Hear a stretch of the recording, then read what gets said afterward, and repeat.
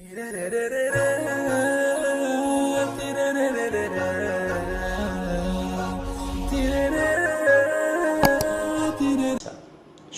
ব্যাপারে প্রশ্ন করেছেন একজন। স্বপ্ন, মুমিনের স্বপ্ন কিন্তু গুরুত্বপূর্ণ। মুমিনের স্বপ্ন এটা নবুয়তির একটা অংশ, নবুয়তির 46 ভাগের 1 ভাগ, খুব সম্ভবত এরকম হাদিসে এসেছে। পাক্কা মুমিন যারা যারা সালাত আদায় করে, যারা আল্লাহর ওয়ালি, এরকম মুমিন যারা, তাদের স্বপ্নটা গুরুত্বপূর্ণ। স্বপ্ন অনেক সময় অর্থবহ হয়। তো অনেকেই স্বপ্নের ব্যাপারে জিজ্ঞেস করেছেন। স্বপ্নের ব্যাপারে সবচেয়ে স্পেশালিস্ট সাহাবী নবী ছিলেন সাইয়েদনা ইউসুফ আলাইহিস সালাম। তাবিরুর রুইয়া, তিনি স্বপ্নের ব্যাখ্যা জানতেন, ওনার বাবার কাছ থেকে উনি এটা শিখেছিলেন।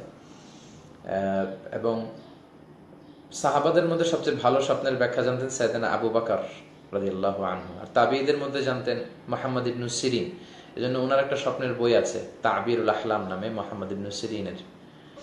এজন্য স্বপ্নটা গুরুত্বপূর্ণ। স্বপ্ন দেখলেই সবার সাথে শেয়ার করবেন না। অনেকে যেটা করে, স্বপ্ন একটা দেখলো বন্ধুদের সাথে শেয়ার করে, ওয়াইফের সাথে, ভাইদের সাথে। না, এটা আপনি শেয়ার করবেন না। যে বলছিলাম স্বপ্নের ব্যাপারে, রাসূলুল্লাহ সাল্লাল্লাহু আলাইহি ওয়াসাল্লাম বলেছেন, লা তাকুসুর রুইয়া ইল্লা আলা আলিমিন আও নাসিহ। তোমার কোন শুভাকাঙ্ক্ষী বা বড় আলেম ছাড়া অন্য কারো কাছে স্বপ্নের কথা বলো না। ফা ইন্নার রুইয়া তাকাউ আলা মা তুআব্বার। কারণ স্বপ্নের ব্যাখ্যা তো তেমনই হয়ে থাকে যেমন এটার ব্যাখ্যা করা হয়।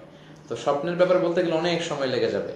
ইমাম মালিক রাহিমাহুল্লাহ যখন বেঁচে ছিলেন, ওনার সময়কালে এক লোক স্বপ্ন দেখে, এটা মুহাম্মদ ইবনে সিরিনের সময় খুব সম্ভব, এক লোক স্বপ্ন দেখেছে তার ছেলের পেট উঁচু হয়ে গিয়েছে। তিনি যে এক মূর্খের কাছে বললেন, মূর্খ বলল, তোমার ছেলে তো মারা যাবে। ঠিকই কয়েকদিন পরে তার ছেলে মারা গিয়েছে। আর আরেক ব্যক্তিও একই স্বপ্ন দেখেছেন যে তার ছেলের পেট এত উঁচু হয়ে গিয়েছে। তিনি এই স্বপ্নটা নিয়ে মুহাম্মদ ইবনে সিরিনের কাছে খুব সম্ভব যে বললেন। তো মুহাম্মদ ইবনে সিরিন বললেন, তোমার ছেলে তো অনেক বড় আলেম হবে। পরবর্তীতে তার ছেলে অনেক বড় যুগশ্রেষ্ঠ আলেম হয়েছিল। এজন্য ফাইন্নার রুইয়া তাকাউ আলা মা তুআব্বার। স্বপ্নের ব্যাখ্যা তেমনই হয়ে থাকে যেমন এটার তাবির করা হয়। এজন্য যে কারো কাছে বলবেন না। আপনাদের এলাকায় সবচেয়ে বয়োজ্যেষ্ঠ বা সবচেয়ে বড় প্রবীণ আলেম, যিনি খুব আমল করেন, খুব ভালো কোরআন হাদিস জানেন, তার কাছে যে এক্সপ্রেস করতে পারেন যদি আপনি চান। তো এজন্য স্বপ্নটা যেমন ব্যাখ্যা করা হয় তেমনই হয়। এজন্য স্বপ্নের কথা সবার সাথে শেয়ার করবেন না। রাসূল সাল্লাল্লাহু আলাইহি ওয়াসাল্লাম বিভিন্ন সময় স্বপ্ন দেখতেন, হাদিসে পাওয়া যায়। কিছু আলামত আছে। কেউ যদি স্বপ্নে দেখছেন যে আপনি গরুর দুধ খাচ্ছেন, তো তার মানে আপনার জ্ঞান বাড়বে, এটা একটা সাইন।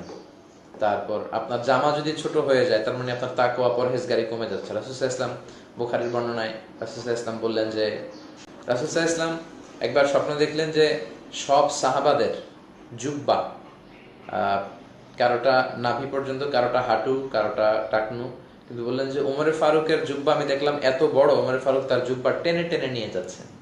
তো সাহাবারা বললেন, ফামাদা আওয়ালতা বিহি ইয়া রাসূলুল্লাহ, আপনি কি তাওয়িল করলেন? রাসূল বললেন, আওয়ালতু বিহি আত-তাকওয়া, আমি এটার দ্বারা তাকওয়ার তাওয়িল করলাম। তার মানে ওমর রাদিয়াল্লাহু তাআলা তাকওয়া বেশি ছিল, জুব্বা বড়। তো জামা বড়, এটা তাকওয়ার বহিঃপ্রকাশ। জামা ছোট হওয়া, এটা তাকওয়া যে কমে যাচ্ছে সেটার বহিঃপ্রকাশ। দুঃখজনকভাবে আমরা দেখি যে আমাদের মা বোনদের যাদের জন্য হিজাবকে আল্লাহ ফারজ করেছেন, তাদের কাপড় ছোট ছোট হতে হতে এখন লেহেঙ্গা, পাখি ড্রেস, শর্ট হতে শুরু করেছে। মানে ইসলামটা শেষ করে দেওয়া হচ্ছে আর কি। তো জন্য জামা বড় হওয়া, এটা তাকওয়ার পরিচয়।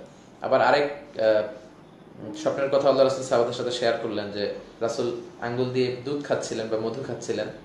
তো পরে খেতে খেতে কিছু রয়ে গেল, মধু বা দুধ, সেটা তিনি ওমরে ফারুককে খেতে দিলেন, অন্যদেরকে না দিয়ে ওমরে ফারুককে দিলেন। সবাই বললেন, এটা দিয়ে আপনি কি বুঝাতে চাইলেন? রাসূল বললেন, আওয়ালতু বিহি আল ইলম, এটা দ্বারা আমি নলেজ কে বুঝালাম।